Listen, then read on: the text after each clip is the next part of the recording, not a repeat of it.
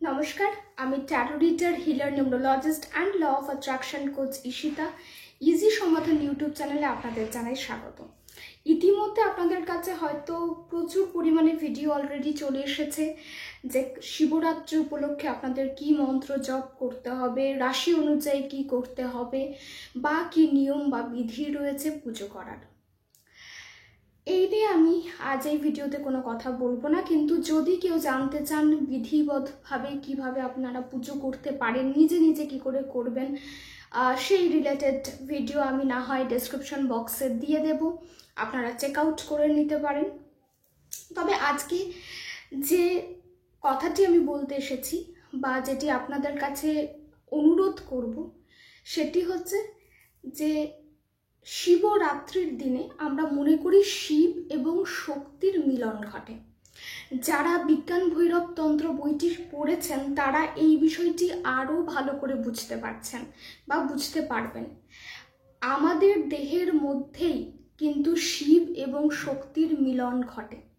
তাই কালকে বিভিন্ন রিচুয়ালের মাধ্যমে বা যেমন করে আপনারা পুজো করতে চাইছেন সেইভাবেই করবেন, কিন্তু তারপর অন্তত একটা সময়, দিনের একটা সময় আপনারা চুপচাপ চোখ বন্ধ করে কেবল নিজের দেহের মধ্যে শিব এবং শক্তির মিলনের কথা ভাববেন।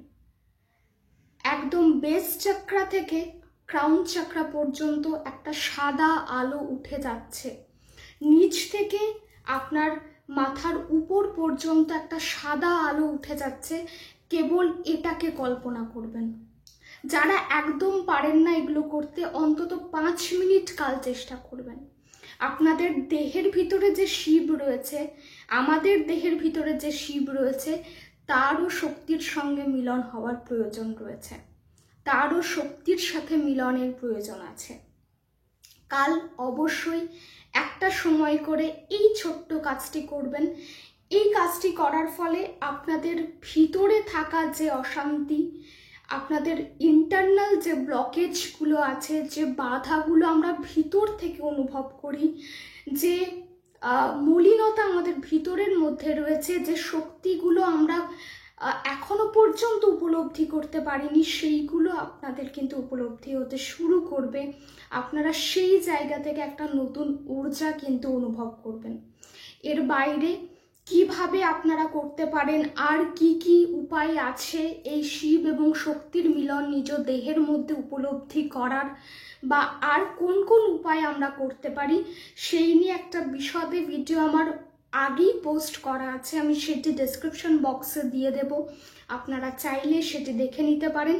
এবং যারা কিচ্ছু করতে পারবেন না, যারা এই কাজটিও করতে পারবেন না, পুজোও করতে পারছেন না, কিচ্ছু করতে পারছেন না,